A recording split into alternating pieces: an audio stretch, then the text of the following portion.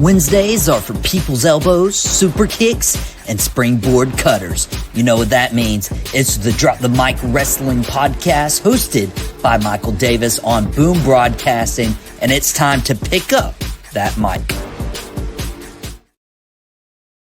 Welcome to the Drop the Mic Wrestling Podcast, and we have had to do a swerve because there was some big news that happened a couple nights ago. Now, I want to preface by saying, yes, this is WrestleMania week, but this is Drop the Mic Wrestling Podcast, and there was some big wrestling events to occur this past week on AEW Dynamite. But I am going to hold my end of the deal. I am not alone. And so, welcome back, the former host of Sideline Savants. We got one of my really good friends. Honestly, all my friends this week and all my guests this week are good friends of mine. But it's been a long time coming to get Wayne back here. Wayne, I am blown away, and I don't even know how to start this other by saying, first of all, I do want to apologize. I have not watched Collision from last night. Can we avoid spoilers before we dive into this? Absolutely. Okay, I just haven't had time, but I really want to give it its due. Darby Allin wins on Sunday, Dynasty, earns an opportunity for the AEW World Championship against Andrade. Really solid match. Yeah. I'm loving what Andrade's doing now in his second stint in AEW. A lot better than his second stint in WWE. But Darby Allin wins number one contendership. We're in Seattle for AEW Dynamite this past Wednesday, and the show starts with Darby Allin wanting to challenge MJF. MJF's like, no, I just wrestled so long on Sunday. I'm not doing this. Bryan Danielson gets on the mic saying, no, this is happening. This is your main event. Throughout the next 2 hours, we get backstage segments. We get promos. We get vignettes. We get the Icon Sting coming and giving Darby Allin a pep talk. We have the entrances. We have the whole Justin Roberts thing. And then MJF, the bell rings, distracts Aubrey, low blows Darby. Doesn't faze Darby as much, but Darby returns the favor, and not one, not two, not three, but 4 coffin drops. And if that wasn't enough, Darby Allin won with a headlock takeover. So poetic. MJF and Darby Allin had a feud maybe a couple years ago where MJF said, I'm going to beat you with a headlock takeover and be so disrespectful to you. And then Darby Allin wins his first ever world championship by doing the same thing with a headlock takeover. Wayne, I remember texting you, and I'm glad you were able to come on today. I remember texting you and was like, isn't this wasting Darby and MJF? Like, we need a pay-per-view. We need a build. Like, why are we just throwing this match away? And I was wrong. Did you expect this at all? I was wrong too, because initially when people were asking me how I felt about the idea of Darby Allin beating MJF on a Wednesday night Dynamite, I was against it. And the main reason I was against it is because AEW is hot right now. You know, some people don't want to admit it, but they are. They're doing fantastic. The ratings are the highest they've been in a long time. And I do think a large part of the reason why they're hot right now is because of MJF and because his championship reign. I think there's a lot of interest. I think people really enjoy watching MJF as a champion. But the way they did it last night was damn near perfection. I mean, it was one of the best episodes of Dynamite I've ever watched.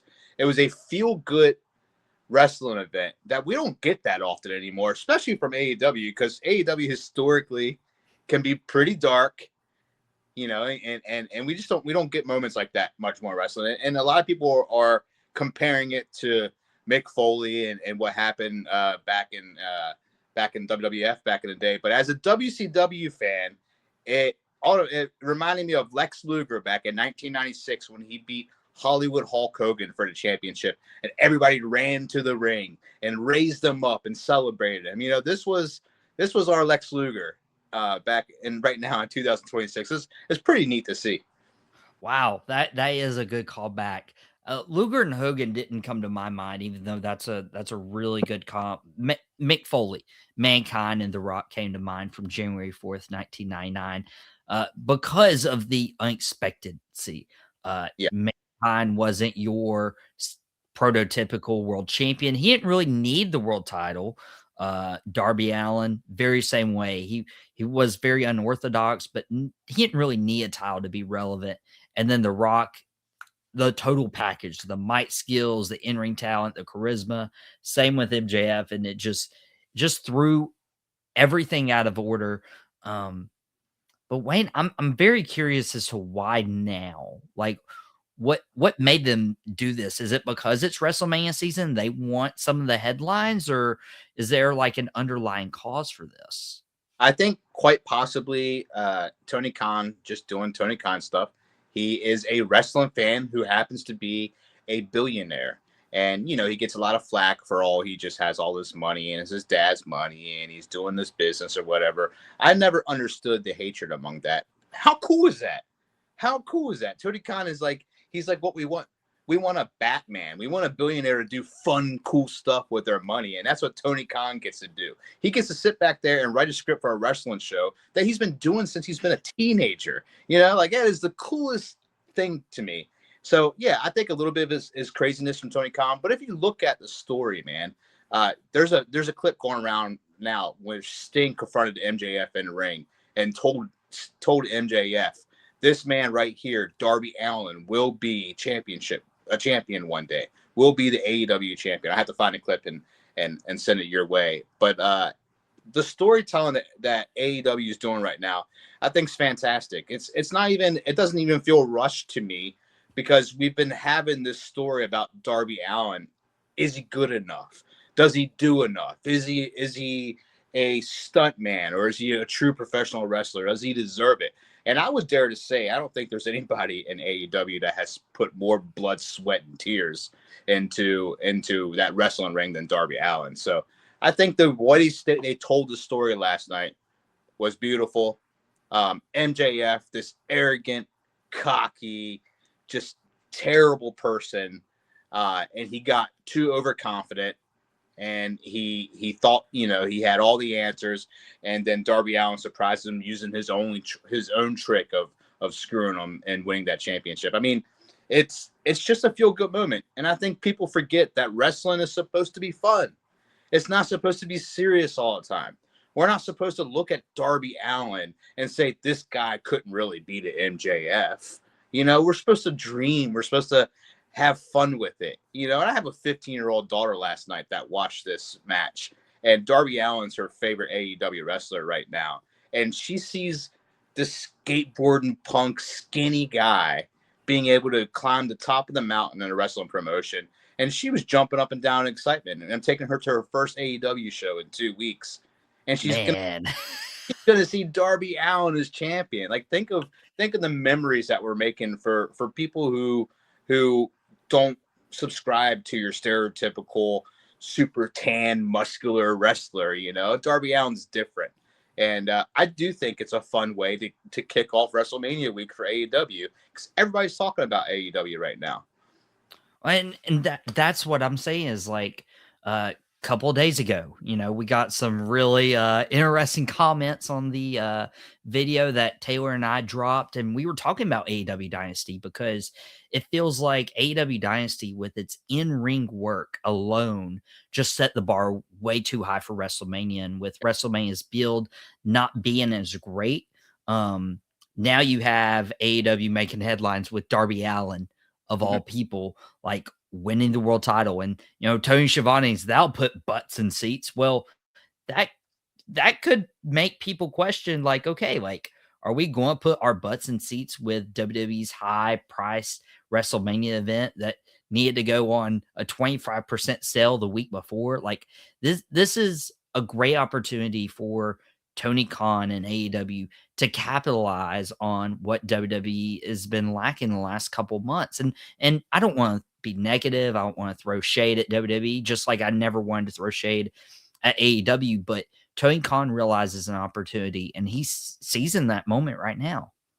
Yeah, I agree 100%. And if you look at the show overall last night, I mean, we're getting storylines beyond Darby Allin and MJF. We got that amazing promo between Kenny Omega and Will Ospreay, and here I'm assuming as a fan, oh, MJF's just going to win this belt back from Darby Allin come Double or Nothing. But is he? I have no idea what's going to happen right now. And that's what makes wrestling fun, is the unpredictability of it.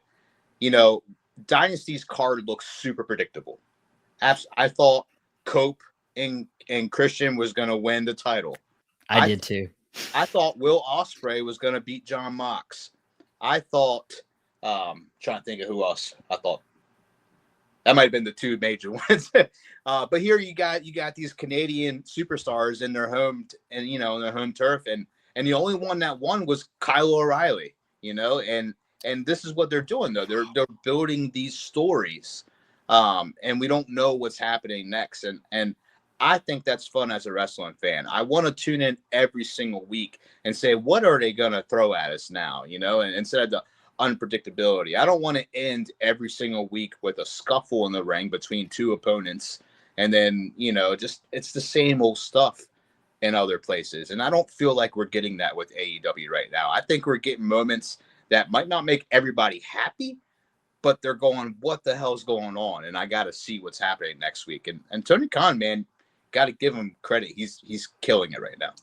Well, and that's what you have to look at is I don't necessarily know when they wanted to make this move. I don't know if because a lot of good bookers will plan 6, 9, 12 months in advance. I don't know if Tony Khan looked at this date and was like, we're in Seattle. It's right after Dynasty. We have the excuse of MJF going through that battle against Kenny Omega. Maybe he's not 100%. But now you're looking like, weeks ahead, next opponents. I mean, if you watch the entire episode of Dynamite, you saw Tommaso Ciampa call out not the TNT champion. He called out Darby or MJF, whoever would win. Kevin Knight, the new TNT champion, which you called, kudos to you, this past Sunday, the new TNT champion, was like, I'm not selling with this style. I want to be Kenny Knight 2 belts. And how great is that? Because I think it's been a long time in wrestling where we've gotten these call outs of just mid-carders saying they want the main championship belt. I mean, isn't that the goal in professional wrestling, to become the heavyweight champion of the world? And shouldn't we have these guys say, I'm coming after you, I want you, I'm going after this? And that's why I like the championship landscape of AEW, is because we have so many possibilities and people calling their shots in these matches. And here's the thing. When I remember as a kid, I could watch a Monday Night Nitro or a WWE Raw, and I could be surprised at a match. And it used to be, you did not see, especially for like the last 10 plus years, you don't see a whole lot of championships being moved on their regular flagship program. And now it happens. It's fun again. Like you can buy tickets to a Seattle, Washington Dynamite and see a historical event that everyone's going to remember, and those people who bought those tickets probably a month ago. They had no idea they were going to watch Darby Allin become championship. They didn't announce a match until Sunday. So I mean, it's pretty neat that you can go to a wrestling event and go, something big might happen here. And I think AEW is doing really well with that. To WWE's credit, they've changed the tag team title belts on a flagship program. We've got Intercontinental Championships changed, U.S. Championships and stuff. So both companies are realizing we can't just save it all for pay-per-views, which is pretty cool to watch. Pretty cool to know that you can get the good stuff on cable television. And especially when you talk about the people paying their hard-earned money for the tickets. WWE tickets are, a little more expensive than AEW right now, but imagine buying those tickets, weeks or months in advance and thinking like, oh, we might see something big. Like, it's going to draw you there rather than like, oh, I just, spent my money and it wasn't like that great. This guy didn't show up, that guy didn't show up. Right. Which, Wayne, that is the only concern I have about how this title change came. If it wasn't planned, and I haven't read anything, I haven't heard anything, is there a possibility that they had to pivot to this situation because MJF might be hurt and he might take time off? I don't think MJF is hurt, but it wouldn't be surprised me because I know MJF has aspirations in Hollywood and filming certain things and stuff like that. If this is something to give him a break, but what a selfless way for MJF to go out and to be gracious and to give this moment to Darby Allin as well. If that was the case, I do think it was planned way before we would believe it was planned. I mean, if you look at Dynasty in general, Dynasty was a great professional wrestling pay-per-view, but it wasn't necessarily a feel-good professional wrestling pay-per-view. And so you go from Dynasty, the god of professional wrestler, losing to MJF. You go from Cope and Christian losing, Ospreay losing to Mox. You have those matches where you have these heroes, the faces of AEW, losing.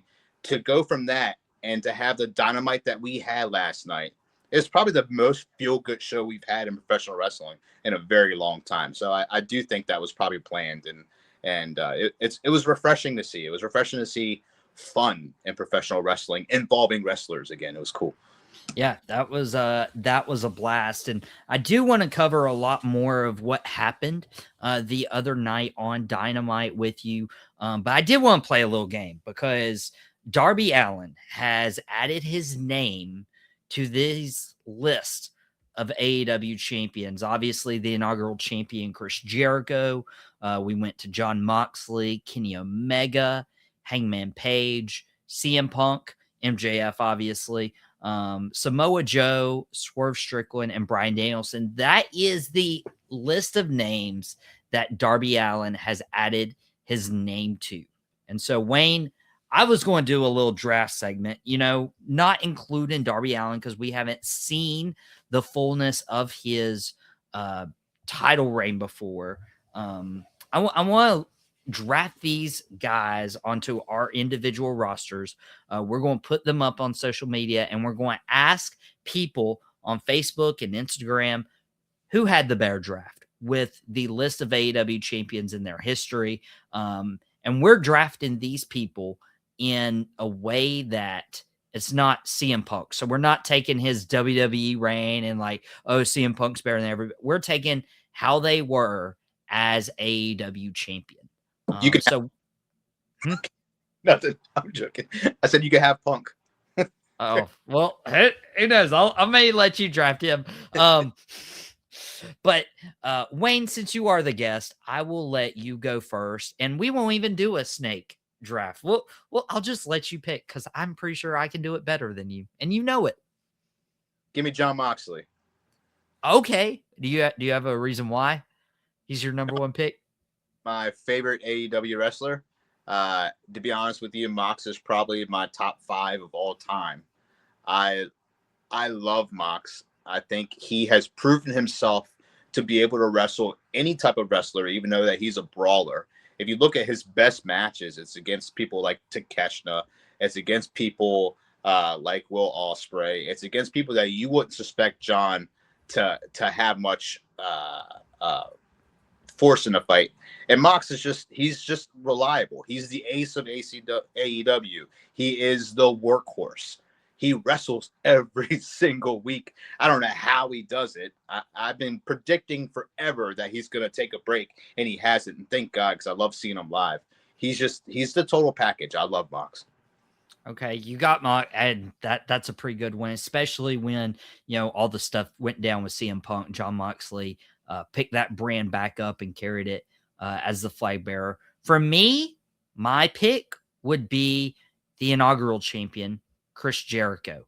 And the reason I do that is Chris Jericho was the first one. And there was a lot of questions about whether it'd be Jericho or whether it'd be Hangman. And it was Jericho. But the same thing we were just talking about with Darby Allin potentially giving these mid-carders a chance to shine, Jericho did. And Jericho did as a heel with the Inner Circle, and he did a phenomenal job lifting AEW up to a place that people could view them just like a WWE. Nice. I like it. I'm a big Jericho guy. No one can ever make me hate Jericho. He's also in my top 5 greatest of all time. Jericho is that dude, and he was going to be up there for me as well. So I respect that. All right. Who's your pick? Swerve Strickland. Swerve is a guy where, he reminds me of like an anti-villain. And the guy will do anything to win a match. When they call him the most dangerous guy in AEW, I mean, there's no better truth than that. Swerve Strickland was a fighting champion, which I love to see. He never backed down from a fight. I think Swerve Strickland is one of the most talented people in AEW. I love the guy. Okay. And honestly, he made events so much fun. I wish he had won it. The Revolution pay-per-view we attended a couple years ago, but obviously it was more about Sting's final match, which is totally fine. For me, this is where I would go ahead and take Maxwell Jacob Friedman, MJF.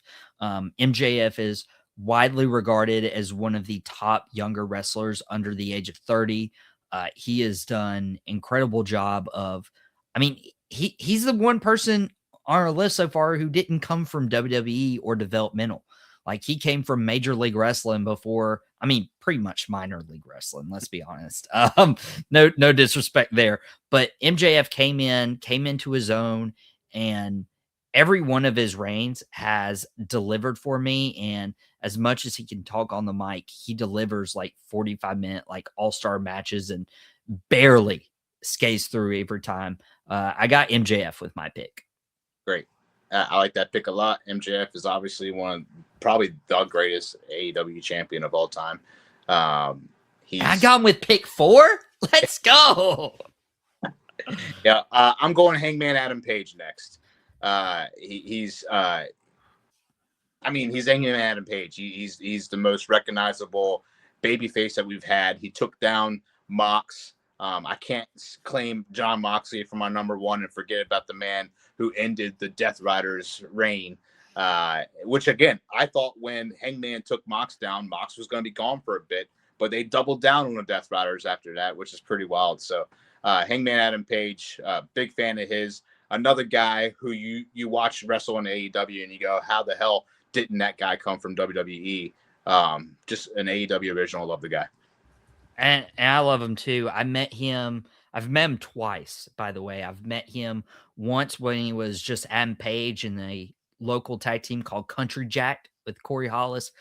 Very humble. And then met him maybe about 3 years ago, and he was just as humble now that he's like reached a lot of what he's doing. So Hangman's a very, very good pick. For me, I definitely don't want that guy. Hold on. Let me see. See, we've gotten Jericho, we've gotten Moxley. Oh, let me get Kenny Omega. If I'm not mistaken, he held that title for nearly a year, like 300 some days. And what I enjoyed about his reign was he was a heel with Don Callis, but you still wanted to cheer for him. And he really helped that TNA partnership at the beginning. And TNA was like, nah, we're going to go partner with WWE. So Kenny Omega helped change that landscape and how we think about companies working together. And we probably don't even get WWE and TNA working together without Kenny Omega's partnership. And then that partnership gave us like classic bouts with like Christian Cage. Kenny Omega was incredible. There you go. Okay. Give me Samoa Joe. I love Samoa Joe. And if we go back to my idea of who beat who, Samoa Joe surprised MJF at World's End in his hometown. Samoa Joe, this was a pretty fun story. My wife and I just, our last pay-per-view that we saw was AEW Full Gear 2025, when Samoa Joe beat Hangman Adam Page in the cage match. And I have never been more shocked my entire life during a live event than when Samoa Joe beat Hangman. And we got the All Elite package. Before the event started, they showed us the championship belt, and they told us if there's a title change tonight, those plates were going to be replaced with Samoa Joe's name. And my wife and I both looked at each other like, yeah, right, if there's a title change tonight. And it happened. Just unreal. Samoa Joe is that guy who, like Kenny Omega, when you said brought TNA together and all that, he's a guy who's been around for a long time that brings a lot of experience to the ring, brings a lot of, I mean, the guy's one of the best on the mic ever. And he's just a force to be reckoned with. You don't know what you're getting with Samoa Joe in that ring, and he's a badass. I can't get enough of Samoa Joe. He's one of my favorite wrestlers to watch. All right, so if you realize the list is of 9 people, so there's 2 people I have to pick from at this point. Oh, it's hard because Bryan Danielson had such a short reign at the tail end of his career. And CM Punk had 2 reigns. Honestly, if I'm not mistaken, I think CM Punk was the first ever. No, Jon Moxley was the first ever 2-time. I can't do Punk. Let me go. Let me go, Bryan Danielson. I'll take a very short. Okay, now if you remember that one, Bryan Danielson had a title versus career match, and everybody, including myself, thought, okay, this is it. He's going to retire at All In London, and then he wins. He wins. He has a couple months with the title, and then he loses it to Jon Moxley, where it was really the height of the Death Riders with, Mox and Claudio, and just devastating scene at the end of that Washington pay-per-view. And it would have been a travesty if Bryan Danielson never got to hold the world title. Yeah. So, and I don't know, this is kind of off topic, but I think Mox is the first wrestler we've seen in a long time that generated real heat. Like, people hated Jon Moxley after he beat Danielson and prolonged that championship and put it inside the briefcase. And I mean, it was unreal. This is the guy that we've been cheering for forever. Mox is the man. He's the ace of AEW. Like, and then all of a sudden everyone started hating, like genuinely hating Jon Moxley and the Death Riders. And the fact, and as soon as he lost the belt and won the Continental Championship again, we love him. We love him. All of a sudden it changed. Like, okay, we could love Jon Moxley again. I think that's why they did Ospreay and Mox the way they did, is because they still want to generate that heat with Mox. I don't know if they're ever going to get that again without him taking over that belt that way. But just another testament of how great Mox is and how he's improved throughout the years. I mean, to go from what he was doing in WWE with Dean Ambrose and there's that famous interview with Stone Cold Steve Austin, with Stone Cold's like, I want to see you. I want to see something from you. And then, look what Mox is doing now. I mean, he's phenomenal. Yeah, and dude, to testify to that, like, I mean, that Stone Cold interview was brutal. But then he comes to AEW and he bets on himself. Like, Yeah. he doesn't look at the money that's being offered by WWE. He's like, I am tired of just like feuding with Nia Jax for whatever reason on the road to WrestleMania. He's like, I want to go do something different. And he became Jon Moxley in AEW when the company was super young and bet on himself. And we got perhaps one of the best AEW world champions of all time. And so that's a testament to what he's done. He holds the record for both number of reigns with 4 and combined days with 620. So to recap these teams real quick, we have Wayne's team of Jon Moxley, Swerve Strickland, Hangman Page, and Samoa Joe. And then I got Chris Jericho, MJF, Kenny Omega, and Bryan Danielson. We'll let you vote on social media on who the best team was. And again, this isn't like combining all of their careers. This is just their time as AEW champion. But one of the first AEW champions was Chris Jericho. And a lot of people, Wayne, thought he was going to return to WWE. especially on the road to WrestleMania. And then all of a sudden, we get swerved again by AEW. And honestly, they brought him back on April Fool's. I thought it was an April Fool's joke. And he came out and he's back with AEW. Do you think he made the right choice? I do think he made the right choice. I mean, again, I don't want to be negative towards WWE. And I know a lot of people that know me personally are going to watch this and say, bull crap.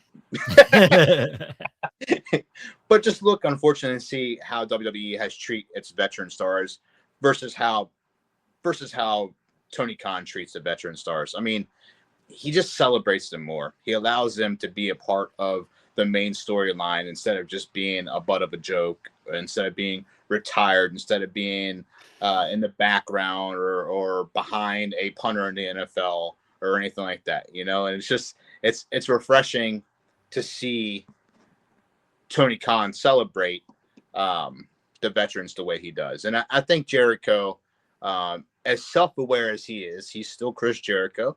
He still very much enjoys being a major player, and there's no way WWE was going to give 55-year-old Chris Jericho a more time than one would suspect WWE to give. Probably wanted him to have a retirement match with Gunther or whatever they want to do with it. But it's just a better situation for Chris Jericho in general. Do I think it was close to happening? I do. I think there's probably talks, and I do think Chris Jericho listened to it and heard what they had to say and thought to himself, man, I don't want to end my career on this route. I think when Chris Jericho goes, and he gets a lot of flack for not going yet, but I think when he does go, he's done. I don't think he's going to pull Ric Flair. I think he's going to give it his all, and then when he decides that he's done, he's going to be done on his own terms. And I think Jericho has a lot of other things to tap into with his creative side, with his music. Yeah. If he would have went to WWE, they would have done a retirement tour and retire him at next year's WrestleMania. Right. But they're tapping into a very unique rivalry with Ricochet now, because with Ricochet, WWE used him as a babyface, and now he's a heel. Do you feel like this is the right feud to have Jericho jump into, and are they actually tapping into gold with Ricochet and this new character? Absolutely, 100%. They know what's going on. They know the audience perception with Jericho. They know the audience frustration with Ricochet and his personal issues, his loud mouth online. And what better way to bring a polarizing person like Chris Jericho back to feud with Ricochet, of all people? I think it's genius. And I think what we're seeing here, because again, I kind of thought Chris Jericho was going to win in Dynasty. I think most of us did. Most of us who know Jericho thought that he was going to win that match. But Jericho is one of the ultimate trolls. He's one of the greatest heels of all time. He knows what we say online. He knows the perception of him.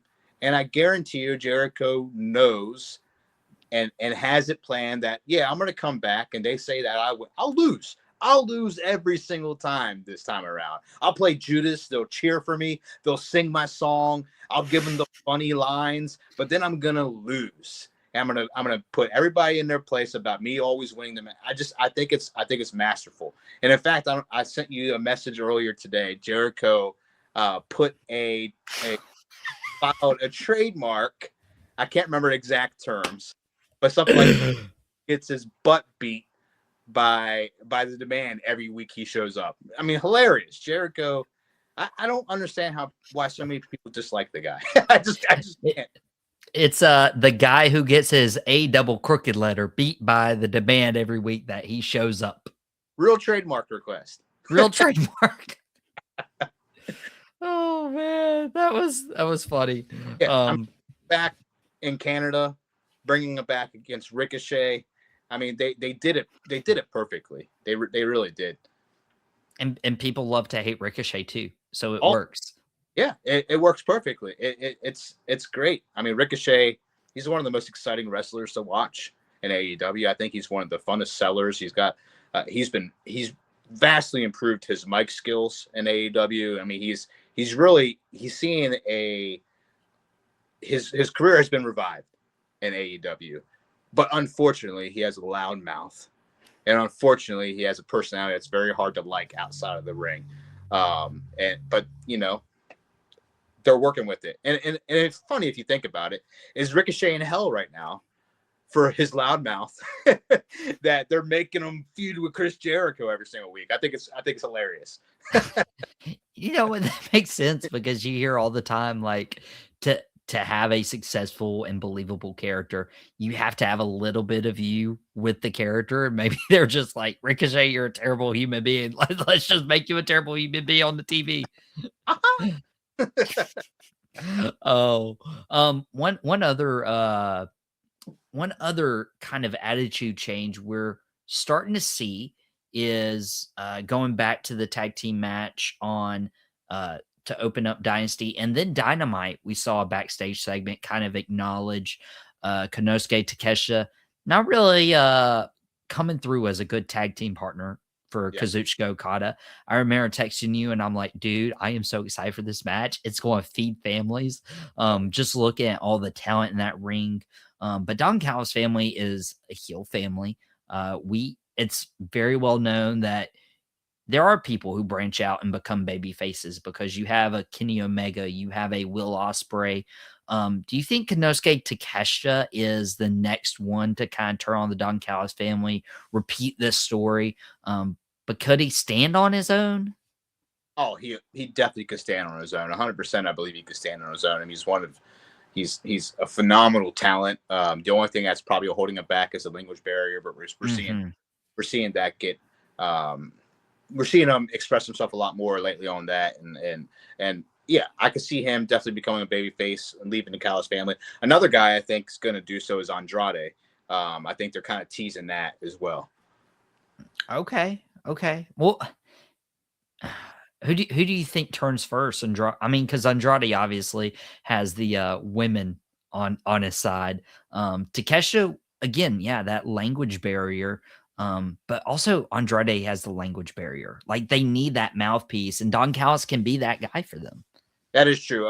Well, the reason I say Andrade, because you saw some frustration with Andrade when Don Callis was trying to use him to give him money to beat up people. You saw him give Darby Allin the handshake and the respect that he deserves. Even went so far to tweet last night, "Good luck, kid," to Darby Allin. So I just think whether he's leaving the Callis family or turning babyface, or it's just his own personality seeping through, either way, it's been a blast to watch Andrade in AEW. But Takeshita, yeah, I definitely believe he's probably the first one to leave the family. I mean, if you think about it, Ospreay was really, I guess, the first. Well, Kenny Omega.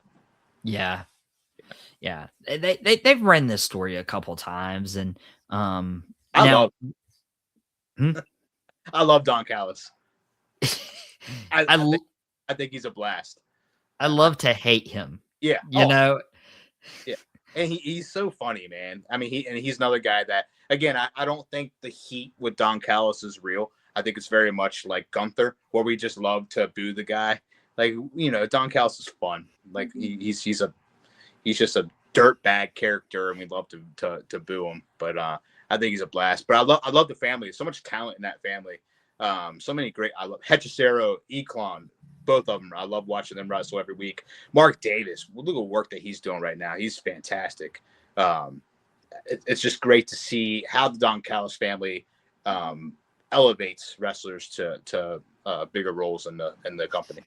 And you forgot Josh Alexander. Yeah, I did. Unfortunately, he's hurt right now, which stinks. Yeah. Josh Alexander is one of my favorites. I honestly thought he was going to stay in TNA. Maybe he stays in TNA if they don't do that partnership with WWE, and if they don't do Scott D'Amore like they did.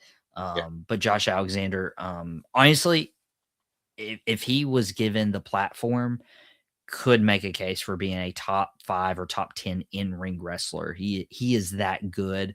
And so hopefully he comes back healthy. And Takeshita, yeah, in-ring, no worries, but I really want to see the language barrier is something I want to keep a lookout for. But another notable thing is a recent return of Camille. Camille was on the pre-show for Sunday's pay-per-view, and then had a TBS title opportunity against Willow Nightingale and fell short.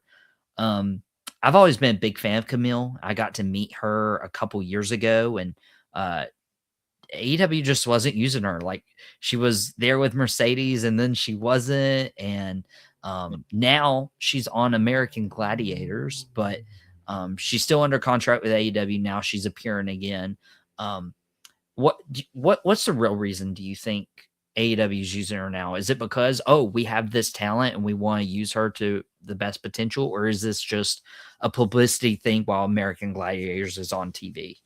It could very well be a publicity thing. It could very well just be they had to find somebody on the roster to bring back that's not Britt Baker to to fight Willow for the what's Willow being called now, the comeback killer or listen, I like Camille too, and I like Camille on a more personal level. I've seen interviews with her, and I've seen her talk before, and we live in such a strange time. I hate to get serious on a wrestling podcast, but we live in such a strange time where if you don't agree with somebody's opinions on something, you disregard them and you feel like they don't have any value, and that's a shame, and I hate seeing that, and I like to see someone being elevated based on their talent like Camille, to come back and have a presence in AEW. I think it's pretty cool, and interesting enough, before Dynasty happened, my wife made a prediction and said, "What if it's Camille? What if she comes back?" And I was like, "What? There's no way. Camille was just a toy for Mercedes, and it was Camille, and she was just shooting from the hip." And I was like, "Damn, babe, that was a great like what a call. That was pretty cool." Shout out to the missus right there on. Wow, dude, I'm gonna let you guys start a little bit of gambling for me now that it's legal in North Carolina. I mean, you called Kevin Knight, she called Camille. Like, that's pretty cool. Y'all are doing so much better than me. Yeah, I actually bet $10 it was going to be Britt Baker. I thought it was going to be her, but okay, maybe not. I won't use you. I lost that one. It just seemed like the most obvious thing to me, but guess not. Maybe one of these days. But this is interesting because Camille's not the only wrestler on American Gladiators. Somebody else is, and somebody is, as far as I know, under contract with AEW, and that's another guy I've met in the past at a wrestling convention, Wardlow. Right. Wardlow started out with MJF, and we felt like once he turned on MJF, like he was about to get the rocket strapped to his back, and he could have very well been on that list of AEW world champions. Unfortunately, hasn't had the best of luck over the last couple years. It really started to go downhill with Adam Cole's faction, the Kingdom. Adam Cole's also had injury history, but it seems like Wardlow's been forgotten after that, and he's on American Gladiators. Wayne, this would be the best time to bring him back if you're bringing back Camille. I agree. I do think he'll be back. If you remember, Mike, we met during Revolution, and it was Wardlow that won the All-Star Scramble at Revolution. What a match. What a match. Yeah. And they were building Wardlow as part of the Kingdom storyline. It was fun, and unfortunately it has been because of injuries, and but yeah, I agree. I think he'll definitely be back. I mean, both times Camille has been on television, they've mentioned American Gladiators, so there's obviously something going on with promoting that. And hey, good for Tony. He's getting his name out there with other programs, and it's good for AEW. The more you hear about AEW, the more you're recognizing these wrestlers from AEW, the more they become mainstream, the more choice wrestlers have down the line to have an impact in the profession that they love to do.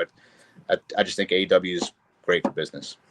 It is great for business. And it's always good to have a competitor for WWE. And again, going back to those comments, and we're open to comments as long as you're respectful and everything, which most of these comments were a couple days ago on the episode with Taylor.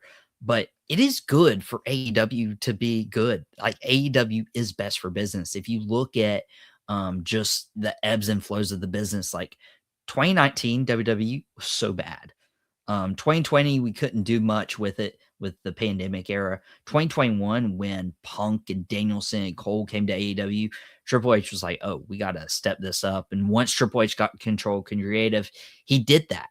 And then you could say that AEW's kind of like went on downslope a little bit, went to smaller venues, which has a more intimate feel. But now with WWE's creative kind of lacking with the WrestleMania build, AEW's taking advantage of it and saying, "Hey, we're over here. We just crowned a new world champion on Wednesday night. You better tune in on Thursday night," which thank you for not spoiling. I just haven't had the time to do that yet. But tune in next week, and they're creating a buzz, and that's what it takes to be successful in the wrestling business. And as much as AEW's there, WWE's there as well, and vice versa. And Wayne, I do want to touch on WrestleMania a little bit.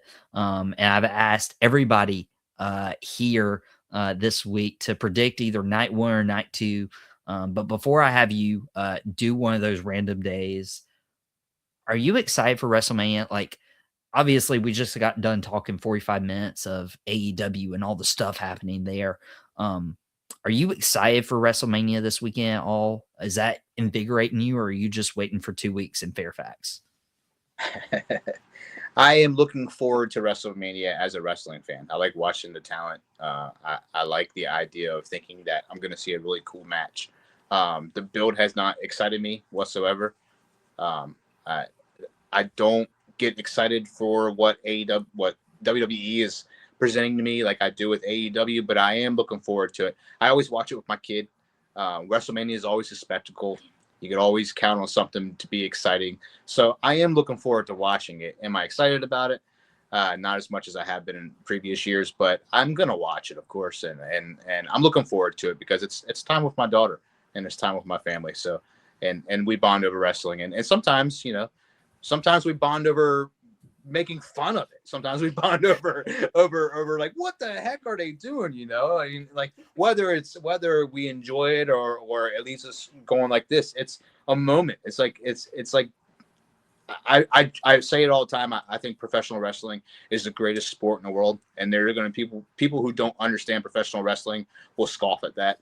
But it truly is. There's nothing that leaves you so emotionally invested and excited, and when it's done correctly, you get lost in it, and that's the joy of professional wrestling. And I'm hoping that I get a moment like that during WrestleMania.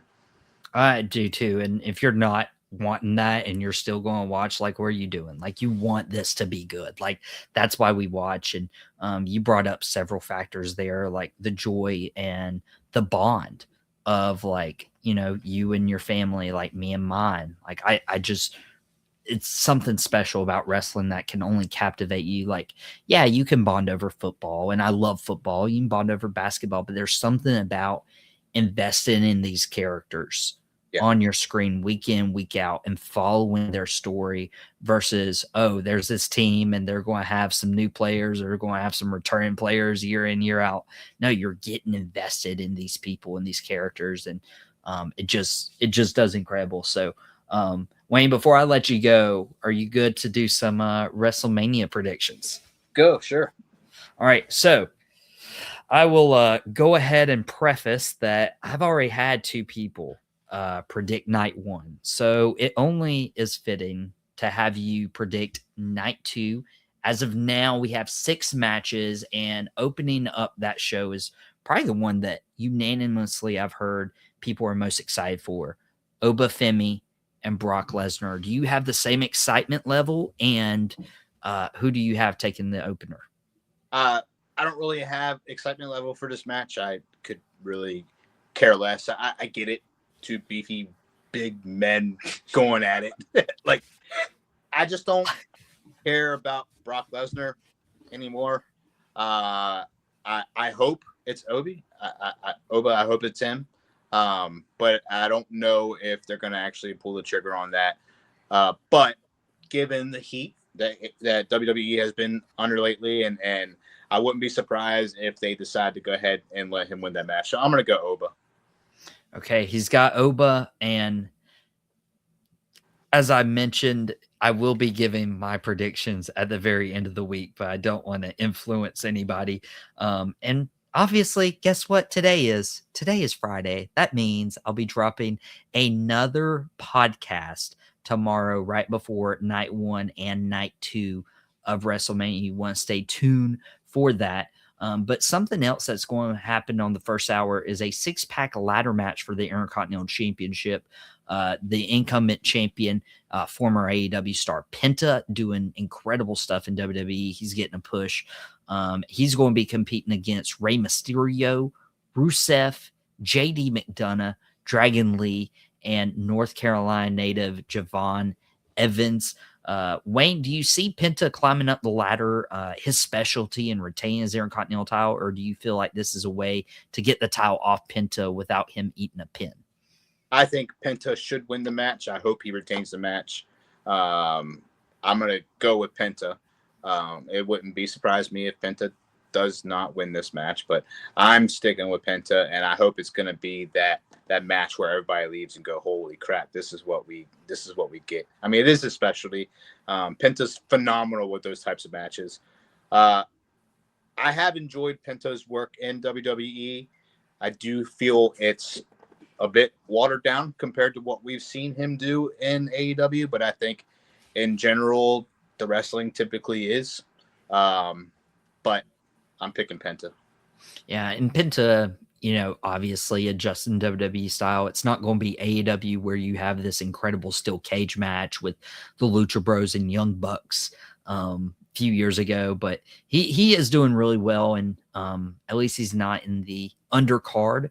Yeah. Another former AEW star enters as champion. Jade Cargill is defending the title against somebody you and your family are obsessed with, as you should be, Rhea Ripley. So do you feel like Cargill or Ripley walks out as women's champion? Ripley is definitely walking out as women's champion. I'm not impressed much by Cargill. I don't think a whole lot of us are. A lot of people would contribute that to how AEW sold Cargill, I suppose, or how Cargill sold herself in AEW. But we can't keep using that excuse. She's been in this company long enough, and I think it's very evident that she should have went to NXT. Should have spent more time in the Performance Center. She couldn't always be tag team partners with Belair. I just haven't seen much from this reign that makes me love it. She just says the same thing every single week, and how she's that B, and she's, there's just nothing there that I'm enjoying from Cargill. The title needs to go back on somebody who's going to bring butts to seats, and that's Rhea Ripley. It's definitely Rhea Ripley, and Wayne definitely listened to my rant a couple days ago with Taylor, which you guys can watch on demand Boom Broadcasting. We talked about Dynasty. Did it set the bar too high for WrestleMania in terms of in-ring product? And we did cover this. We did cover Jade Cargill, and just hasn't done well and should have went to NXT. Somebody who has been successful in NXT and is getting his first one-on-one WrestleMania match is Trick Williams, challenging Sami Zayn. They've had beef the last couple months. I personally would have liked Carmelo Hayes. I personally would have liked Ilya Dragunov in this match. But instead, Sami and Trick. Wayne, I don't think this was the right decision, the right call. It's whatever. But who walks out as United States champion? I'm going Sami. With this. I think they're gonna. I think right now they're doing this weird thing where Sami's a heel, I guess, and I think they're gonna continue to do that. Trick is still very much green in the ring. I do enjoy him. I do think he's entertaining, but I think there still needs to be. I think there's something here with the heat that they're building with Sami that can carry on a better story than just him losing all of a sudden. And then for what? Why do we? What's the point of having this turn on Sami for no reason whatsoever? He just loses. So I'm going Sami. Yeah, they're definitely tapping into an edgier Sammy. But somebody else had to find an edge. Actually, they had to find the demon inside of them. The demon Finn Balor returns this Sunday night against former Judgment Day ally Dominic Mysterio. Um, Wayne, this is very intriguing. This is the first WrestleMania appearance by the Demon in, I believe, 3 years, where he wrestled Edge in the Hell in a Cell and lost. Do you feel like Dominic will have one up on a familiar foe with Finn Balor, or is the Demon just another beast that Dominic can't slay? I think the Demon is going to take this match. I also think it's interesting that, we discussed, like, was this move, to bring it back to AEW for a second, was this move for Darby to win the title? Is this just because of WrestleMania? Well, look, the Demon, we're announcing the Demon before it even happens on WrestleMania. Like, that's another move from TKO or whoever's making these decisions to announce that the Demon's returning instead of giving them that amazing shock, the entrance, the reveal. I don't know. I think that's pretty lame that they spoiled that for us. But I'm going the Demon. Agreed. There's nothing to be a surprise anymore. Like in wrestling, especially WWE, like we always get the sets revealed. We always announce this person's returning. This person's returning at the Royal Rumble. No, let's get in the arena. Let's get in the venue and let's be surprised. Yeah. And then the final match, it is the main event of WrestleMania weekend. It's our tribal chief. It's the head of the table, Roman Reigns, going up against CM Punk, who I refuse to draft, and Wayne refused to draft with our AEW champions. We'll post those on social media and let you guys vote on who had the better roster. But who's coming out as the World Heavyweight Champion, Punk or Reigns? I'm going Roman Reigns. Let's get back to the basics. Let's put butts in seats. Roman Reigns does that, so let's go ahead and make the move. And yeah, let's get the title off CM Punk. I'm okay with that. I'm good with that. But does that match what I think will happen with predictions? We are only a day away from WrestleMania, guys, and I will be dropping and sharing my predictions here tomorrow on Boom Broadcasting. Now, what time will that be? What does that look like? We don't have a lot of time before night one, so you want to stay tuned to our socials and this YouTube channel to hear and see the predictions of your one and only. But I want to say thank you, going all the way back to Monday night or Tuesday with King Rome. We had Taylor on Wednesday, our usual day. We had Shannon yesterday. We had Wayne today, which is a special treat. It's been an incredible week, and it's been awesome. Thank you guys so much for joining me for WrestleMania week. And Wayne, thank you for hopping on today. Thank you, man. Thanks for having me. It was a pleasure. Awesome catching up. Can't wait to do it again. Yeah, you have an open invite here. Appreciate you and appreciate the family supporting and everything. But guys, that's it for today. We hope you have an amazing WrestleMania weekend. And don't forget, AEW is also there. But I'm going to hop off here.